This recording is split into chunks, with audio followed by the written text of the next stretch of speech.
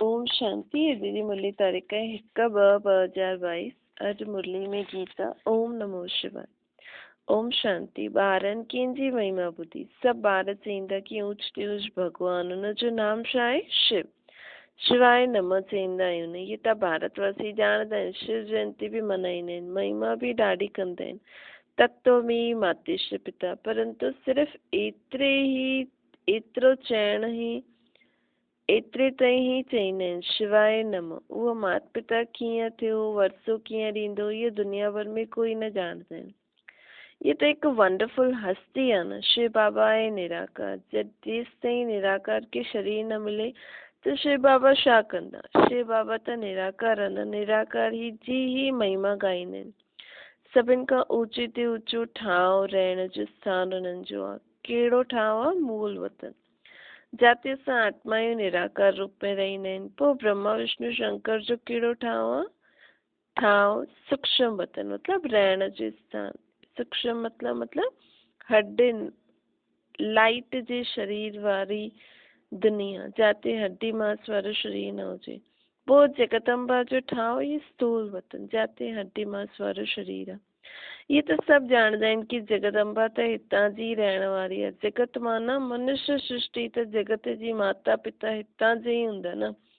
नाम त ॾाढो सुठो आहे जगदम्बा, परंतु उहो केरु आहे, काथां आहे, इहे कुझु बि न ॼाणंदा आहिनि। ॼाणे पहचाननि काथां मिले, जान पहचान काथां मिले? ज़रूर कोई मनुष्य हस्ती सां ई मिलणी खपे न, जंहिंमें परम पिता परमात्मा ईंदा आहिनि। निराकार आत्मा भी साकार हस्ती में ईंदा आहिनि। भल आत्मा त जानवरनि में बि आहे, परंतु उन्हनि जो कोई गायन न आहे। गायन कहिड़ी हस्तियुनि जो हूंदो आहे? कहिड़ी हस्ती जो हूंदो आहे? असली गायन निराकार शिव बाबा जो आहे। उहो जॾहिं ताईं हस्ती में न अची त कुझु बि करे न सघे। आत्मा खे बि जेसि ताईं हस्ती शरीर न मिले त पाठ वॼाए न सघे। सिर्फ़ु हस्ती जो गायन न आहे। हस्ती में जॾहिं आत्मा अचे तॾहिं ई हुनजो गायन थींदो आहे। बाबा चईंदा आहिनि हस्ती मतिलबु शरीर। जेसि ताईं शरीर में आत्मा न हूंदी तेसि ताईं हुनजो गायन न आहे।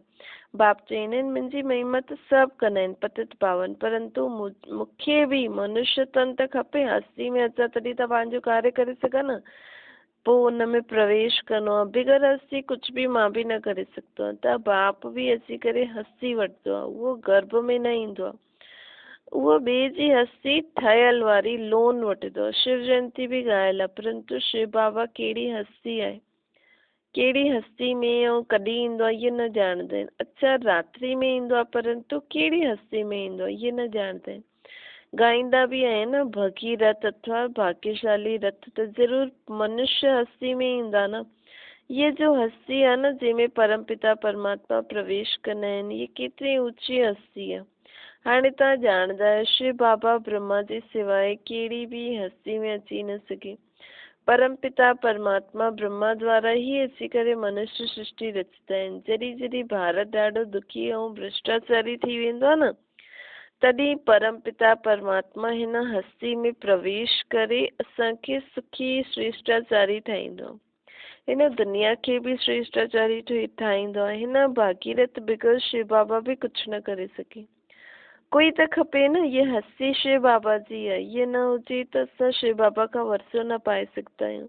ॻायल बि आहे न प्रजापिता ब्रह्मा अथवा त्रिमूर्ति ब्रह्मा देव देव महादेव चईंदा आहिनि।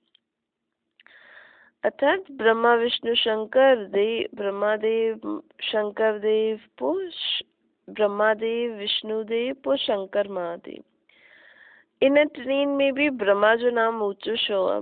ब्रह्मा त हिते ई आहे न जंहिंजो रथ बाबा वठो अथई। ब्रह्मा विष्णु ऐं शंकर खे देवता चईंदासीं, क्योंकि विष्णु ऐं शंकर खे। अच्छा जो ब्रह्मा आहे उनखे देवता चइणु खपे? भल माण्हू त चईंदा आहिनि ब्रह्मा देवता नमः, लेकिन छा ब्रह्मा खे देवता खपे? छो जी ब्रह्मा त हिन समय साधारण मनुष्य आहे न, जंहिंमें परमात्मा प्रवेश कयो अथई। उहो त प्रजा जो पिता आहे, मनुष्य तन आहे। गायल बि आहे न, मनुष्य तन खपे, हुन में बाबा आयो आहे। गायल बि आहे न, प्रजापिता ब्रह्मा द्वारा सृष्टि रची तो जरूर ब्रह्मा मुख सां ही ब्रह्मण रचा हुनई न। तो ये केतरी वॾी हस्ती आहे, परंतु आहे केतरी साधारण। एतरी वॾी हस्ती, इन जो रहन सहन ॾिसो केतिरो साधारण आहे, केतिरो निरंकारी आहे न। हाणे अची करे असांजी सेवा में उपस्थित थिया आहिनि। ॾिसो कीअं वेही पढ़ाइनि था। तव्हां छा पढ़ंदा आहियो? तव्हां चईंदा असां राजयोग जी पढ़ाई था पढ़ूं। केरु थो पढ़ाए? परम पिता परमात्मा। त नंढा वॾा बुढ़ा जवान सभु पढ़ंदा आहिनि, छो जो हिते बाबा के पढ़ाईंदो? आत्माइन खे। ये ईश्वरीय कॉलेज आहे न। मनुष्य सां देवता ठाहिणो अथवा विश्व जो मालिक ठहिणो। हिते असां आया ही आहियूं पढ़ण अथवा विश्व जा पातशाही प्राप्त करण। लक्ष्मी नारायण जॾहिं विश्व ते राज्य कंदा हुया त ॿियो कोई धर्म ई न हुयो, न कोई खंड हुयो, हिकु ही भारत खंड हुयो न। हाणे पोइ उहो पद प्राप्त करण लाइ तव्हां हिते कीअं वेठा आहियो? हिन पढ़ाई बगैर तव्हां विश्व जा मालिक ठही न सघंदा। भारत शिवालय ठही न सघे। शिव बाबा ही ॻायल आहे न। शिव बाबा जो ही ॻायल आहे, निराकार निरंकारी। जेसि ताईं हस्ती में प्रवेश न करे त निरंकारीपन बि कीअं ॾेखारे?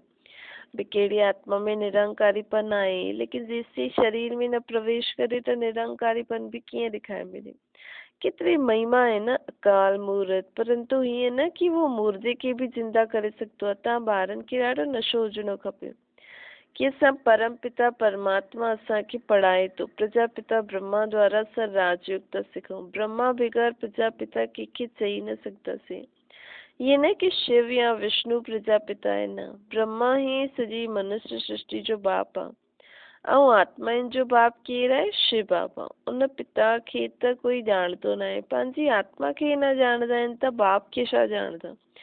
चईंदा बि आहिनि पुण्य आत्मा पाप आत्मा। पोइ छा चईंदा? पोइ चईंदा आहिनि आत्मा सो परमात्मा। केतिरो ग़लति आहे न। असां पाप आत्मा आहियूं, आत्मा से परमात्मा कीअं थी सघंदासीं? केतिरी ठगी आहे। तव्हां ॿार ॼाणंदा आहियो न, अॼु खां 5000 वर्ष पहिरियों हिन दुनिया में पीस प्योरिटी प्रॉस्पेरिटी हुई। हाणे बाप चवनि था मां अची करे तव्हां सभिनि खे नॉलेज थो ॾियां। पहिरियों तव्हां कुझु बि न ॼाणंदा आहियो, हाणे सभु कुझु ॼाणंदा आहियो न। बाप जी बायोग्राफी बाप ही ॼाणे, बाप ही ॿुधाए सघंदो आहे, बाप ही पंहिंजे बारे में ॼाणंदो। त जेसिताईं उहो न अचनि असां कीअं ॼाणूं? त असां बाप जे बारे में ॼाणंदा आहियूं। ॿियो ब्रह्मा विष्णु शंकर जे बारे में ॼाणंदा आहियूं। पोइ हेठि अचो त जेतिरा बि मूर्तियुनि में देवी देवताउनि खे मञी वेठा आहिनि, ठाहे वेठा आहिनि, उन्हनि सभिनि जी बायोग्राफी असां ॼाणंदा आहियूं। हाणे निराकार जी बायोग्राफी कीअं थी सघंदी आहे? ज़रूरु जॾहिं साकार में अची छॾी बायोग्राफी, मतिलबु उन जे बारे में पूरो इंट्रोडक्शन। जेसि ताईं उहो शरीर में न ईंदो पंहिंजे बारे में ॿुधाईंदो न, पंहिंजी पूरी कर्म न कंदो, त बायोग्राफी में बि त इहो बि अची वेंदो आहे न भई छा कंदा आहिनि। त जेसि साकार में अचे तेसि, जॾहिं साकार में अचे तॾहिं त बायोग्राफी थी सघे न। सिर्फ़ु आत्मा जी बायोग्राफी न थींदी आहे। जीव आत्मा ठहे तॾहिं पुनर्जन्म में अचे ऐं बायोग्राफी बि थिए। पर बाबा त पुनर्जन्म में न ईंदो आहे न, सिर्फ़ु ईंदो आहे ऐं पंहिंजो कर्तव्य कंदा आहिनि। उहो माण्हू चईंदा आहिनि 84 लख योनि। बाप चईंदा 84 लख जन्म थोड़ी थी सघंदा आहिनि, इहे त सभु गपोड़ा आहिनि। बाप ख़ुदि चईंदा आहिनि मां ब्रह्मा जे तन में अची करे तव्हांखे वेदनि जो सार सम्झाईंदो, साथ साथ तव्हांखे राजयोग बि सिखलायां थो और रचयिता रचना जे आदि मध्य अंत जो राज बि सम्झायां थो। जॾहिं पहिरियों पहिरियों वॾा वॾा ऋषि मुनि ही न ॼाणंदा आहिनि। हाणे बाबा ही पंहिंजे बारे में ॿुधाए थो न। बाबा चए थो मुंहिंजे बारे में कोई वॾा वॾा ऋषि मुनि ही न ॼाणंदा आहिनि त उन्हनि जी औलाद कीअं ॼाणे सघे? त ॾिसो वॾे खां वॾी हस्ती केॾी साधारण रूप में आहे। ऊच ते ऊच हीरो ठाहिण वारो बाप, उनजी ये डिबी, रथ चओ डिबी चओ पुराणी जूती चओ, बाबा चए थो सभिनि खां पुराणी जूती ई आहे। पहिरियों पहिरियों जॾहिं आत्मा ईंदी आहे त बिल्कुलु नंबर 1 हुई। श्री नारायण खे नंबर 1 रखंदा आहियूं। श्री लक्ष्मी बि प्लस में आहे। उन्हनि पोइ पुनर्जन्म वरितो, पहिरियों सूर्यवंशी पोइ चंद्रवंशी, ईअं जनम वठंदा वेंदा आहिनि। 84 जो बि हिसाबु खपे न। 84 लख जो हिसाब त कोई ॿुधाए न सघे। 84 लख जन्मनि जे कारण पोइ कल्प जी आयु भी लाखों वर्ष लिखी छॾी अथनि, पर न आत्मा 84 लख जन्म वठंदी आहे न कल्प लाखों वर्ष जो। अगरि लाखों वर्ष जो हुजे त भारतवासी हिंदू जेका आहिनि वो त ॾाढा हुजणा खपनि न, परंतु ये जो संख्या आहे ये त ॿी ही कम आहे। भारत जो देवी देवता धर्म प्राय लोप थी वियो। कोई भी पंहिंजे खे देवता त चई न सघंदो, छो जी देवता त सर्वगुण संपन्न हुया, हाणे न आहिनि। रावण राज्य आहे न हिन समय, राम राज्य त आहे न। दुनिया वारा न राम खे न रावण जी बायोग्राफी ॼाणदा आहिनि। दिन प्रतिदिन रावण जी पाग वधदी थी वञे, दुनिया पतित थींदी थी वञे। 16 कला सां गिरते गिरते हाणे हाणे 9 कला थी वई है, थोड़ी सी कला बची है। हाणे सब चवनि था मुझ निर्गुण हारे में कोई गुण ना है, आपे तरस करो, असांजे मथां तरस करो, मूं में कोई गुण ना है। त असां सर्वगुण संपन्न 16 कला संपूर्ण ठहूं। भारत पहिरियों पाकिस्तान परिस्तान हुयो, भारत पहिरियों परिस्तान हुयो। चइण मात्र त चईंदा आहिनि, परंतु सृष्टि चक्कर खे न ॼाणदा आहिनि। चईंदा आहिनि परिस्तान हुयो, लेकिन हाणे कीअं ईअं कब्रिस्तान थी वियो आहे। वरी परिस्तान कीअं ठाहींदो, कीअं ठहींदो, केतिरे समय में ठहींदो, ये कोई न ॼाणदा आहिनि। हाणे बाबा चए त चक्कर जे बारे में त या सम्झ में कोन अथनि न कंहिंखे बि, चक्कर कीअं फिरंदो आहे। चईंदा बि आहिनि सोने जी चुड़िया हुई, ॻाल्हियूं त चईंदा आहिनि, लेकिन चक्कर खे न ॼाणदा आहिनि। बाप चए थो तव्हांखे माया केतिरी तुच्छ बुद्धि ठाहे छॾियो अथई, परंतु पंहिंजो घमंड केतिरो आहे। तव्हां ॿारनि खे बाप चए थो मिठा ॿार तव्हां राम खे यादि करो त माला में पिरोइण लाइक़ु ठही वेंदो। रुद्र माला खां पोइ हूंदी आहे विष्णु माला। भगत माला में भक्तनि जी महिमा थींदी आहे, ये रुद्र माला पोइ विष्णु माला में पिरोईंदी, यानी विष्णु जे राज्य में ईंदासीं। केतिरो ऊंचो ज्ञान आहे। सन्यासी भी 2 प्रकार जा आहिनि। वो आहे हठयोगी सन्यासी, कर्म सन्यासी त कॾहिं थी न सघंदा आहिनि, छो जी आत्मा आहे न जॾहिं शरीर में आहे न त कर्म कंदे बिना रही न सघंदी आहे। भले वो चईंदा आहिनि असां कर्म जो संन्यास कयो, लेकिन बाबा चईंदो उथण वेहण खाइण पीअण सुम्हण ये सभु कर्म आहे। तपस्या करनि था ये भी कर्म ही आहे न। हर प्रकार आत्मा शरीर सां जो एक्ट करे थी वो कर्म ही आहे। सन्यासी 2 प्रकार जा हूंदा आहिनि, वो हठयोग सन्यासी, कर्म सन्यासी त कॾहिं थी न सघंदा आहिनि। कर्म बगैर त मनुष्य रही न सघंदो। मनुष्य आत्मा प्राणायाम चढ़ाए करे वेही रहंदा आहिनि, पोइ इहो बि कर्म ई कंदा आहिनि। अनेक प्रकार जी प्रैक्टिस कंदा आहिनि। वो कोई राजयोग न आहे, वो त चईंदा आहिनि असां योग अभ्यास, बाबा चए थो वो कोई राजयोग थोड़ी आहे, ये त कर्म आहे न। वो हद जो सन्यास, हठयोगी सन्यास, उहो भारत जो धर्म आहे ही पवित्रता, परंतु देवी देवता जेतिरी पवित्रता ॿिए कहिड़े धर्म में न आहे। हुते कोई सन्यास न करणो पवंदो, शुद्ध आत्मा जो संस्कार हिन समय असां पवित्रता जा धारण करूं था न, ऐं आत्मा असल में शुद्ध आहे। उते आत्मा पवित्र आहे त उते कोई सन्यास करण जी दरकार न आहे। उनजो शरीर भी शुद्ध पवित्र आहे। आत्मा में ही खाद पईंदी आहे न, कला कम थींदे थींदे पतित थींदी आहे। हाणे हाणे आत्मायूं आयरन एज में आहिनि, सभु सावरियूं आहिनि। आत्मा जॾहिं पवित्र हूंदी आहे त गौरी हूंदी आहे। हाणे आत्मा अपवित्र आहे त शरीर भी अपवित्र कारा आहिनि। घायल भी आहे न श्याम सुंदर, कृष्ण जो चित्र भी कारो ऐं गोरो ठाहींदा आहिनि। हाणे त सभी श्याम सुंदर आहियो न, अर्थात हिन समय असांजी आत्मा श्याम का सुंदर ठहे थी, पोइ शरीर भी सुंदर मिलंदो। पहिरियों भारत गोल्डन एज हुयो, हाणे आयरन एज आहे।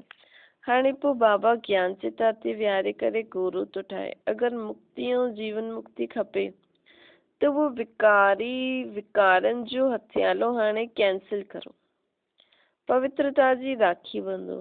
इहा हाणे जी ही ॻाल्हि आहे। जॾहिं तव्हां ब्रह्मा जा ॿार आहियो, ब्राह्मण ठहण बग़ैर कोई भी हिते अची न सघे।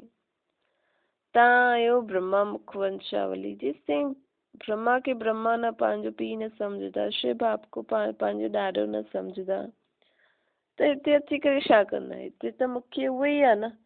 शिव बाबा चईंदो आहे मूंखे मुंहिंजो निराकार जी महिमा त ॻाईंदा आहियो, परंतु शरीर जेसिताईं न वठां तेसिताईं कर्म कीअं करे ॾेखारियां पंहिंजी महिमा जी। कम तव्हां मुंहिंजी ॻाल्हि त ओड़ो कमु कीअं करे ॾेखारियां मां।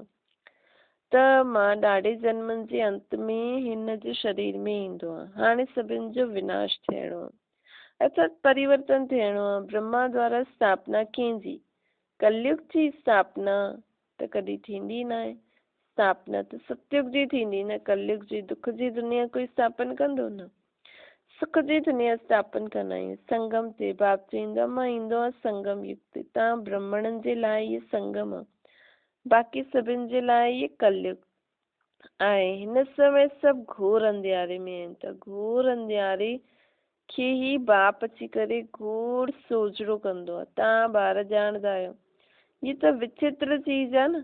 कृष्ण त नंढो ॿार आहे, उहो त कुझु सम्झाए न सके। कृष्ण जी आत्मा बि भिन्न नाम रूप में इन खां सम्झे थी, अंत जन्म में आहे न, हिन करे इनखे श्याम सुंदर बि चईंदा आहियूं। अच्छा, ओम शांति।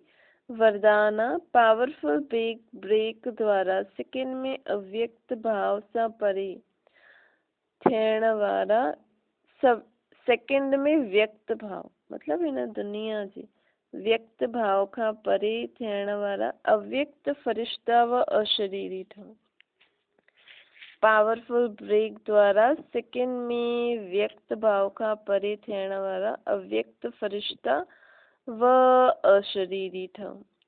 चारों ओर आवास जो वायुमंडल आहे, लेकिन तव्हां हिकु सेकंड में फुल स्टॉप लॻाए करे व्यक्त भाव खां परे हली वञो। हिकदमि अव्यक्त ब्रेक लॻी वञे तॾहिं चईंदासीं अव्यक्त, हिकदमि ब्रेक लॻी वञे तॾहिं चईंदासीं अव्यक्त फरिश्तो व अशरीरी। हाणे अभ्यास जी ॾाढी आवश्यकता आहे, छो जी अचानक प्रकृति जी आपदाएं ईंदियूं, उन समय बुद्धि ॿियो काथे बि न वञे, बसि बाबा ऐं मां। बुद्धि खे जाते लॻाइण चाहियो उते लॻी वञे। हिन जे लाइ कहिड़ी शक्ति खपे? समाइण जी शक्ति खपे ऐं समेटण जी शक्ति खपे। तॾहिं असां उठती कला में वञी सघंदा आहियूं। अंत में स्लोगन आहे ख़ुशी जी खुराक खायो, खाईंदा रहो त मन बुद्धि शक्तिशाली थी वेंदो। जी शरीर खे खुराक खाराईंदे हाणे आत्मा खे रोज रोज कोई न कोई ख़ुशी जी ॻाल्हि ॿुधायो, सोचो मन में, त हुन सां सम्झो मन ऐं बुद्धि छा थी वेंदो? शक्तिशाली थी वेंदो। मातेश्वरी जी जा अनमोल महावाक्य दुनिया में अनेक प्रकार जी मत सां परमात्मा जी श्रेष्ठ मत। दुनिया में अनेक प्रकार जी मत खां श्रेष्ठ कहिड़ी मत आहे? परमात्मा जी मत। हिन दुनिया में 3 प्रकार जी मतियूं आहिनि, हिकु मन मत, ॿी गुरु मत, टी शास्त्र मत। हाणे वीचार जी ॻाल्हि आहे, मन मत, गुरु मत अथवा शास्त्र मत सभिनि आत्माउनि जी मत ठहरी, न देवताउनि जी मत न परमात्मा जी मत ठहरी। मन मत ऐं गुरु मत शास्त्र मत में मनुष्य आत्माउनि जी मत आहे न, देवता आहिनि ऐं परमात्मा जी मत त न आहे। भल कोई देवता जी मत मिले परंतु उहो मनुष्य आत्मा जी मत थी वई न, परंतु देवताएं त सर्वगुण संपन्न 16 कला संपूर्ण, उन्हनि खे गुरु मत शास्त्र मत जी ज़रूरत ई न आहे न। उन्हनि खे गुरु जी भी ज़रूरत न आहे। गुरु कॾहिं कबो आहे? सदगति जे लाइ। त जो अधोगति में हूंदा उहो गुरु करे सघंदा आहिनि न, परंतु सत्युग त्रेता में अधोगति त हूंदी न आहे, त हुते गुरु करण जी बि दरकार न हूंदी आहे। वास्तव में सच्चो गुरु हिकु परमात्मा जो सर्व आत्माउनि खे सदगति ॾियण वारो हिन ड्रामे जे अंत में ईंदा आहिनि। बाक़ी त सभई नाम मात्र गुरु आहिनि, छो जी कोई भी मनुष्य आत्मा मुक्ति जीवन मुक्ति जो रास्तो ॿुधाए न सघंदी आहे। देवताएं भी मनुष्य का देवता ठाहींदा आहिनि, बाक़ी उहो कोई 3 अख वारा 4 भुजाधारी थोड़ी हूंदा आहिनि। उहो माण्हू सम्झंदा आहिनि कि देवताएं कोई मनुष्य खां भिन्न हूंदा आहिनि। हा, बाबा चए थो, मम्मा चवनि था भिन्नता हूंदी आहे, कि वो 16 कला संपूर्ण हुजण जे कारण ॾाढा शुद्ध पवित्र रहंदा आहिनि। उन्हनि जो संस्कार शुद्ध हुया। बाक़ी मनुष्य त मनुष्य ई हूंदा न। मनुष्य में जॾहिं दैवी गुण हूंदो आहे न, त उन्हनि खे छा चईंदा आहिनि? देवता। दैवी गुण ऐं शरीर बि जॾहिं सिधो प्रधान हूंदो आहे। हाणे इहा मत असांखे परमात्मा द्वारा मिले थी। असां मनुष्य मत व गुरु मत ते न हलंदा आहियूं। असां कंहिंजी मत ते था हलूं? निराकार परमात्मा सचे सतगुरु जी मत ते।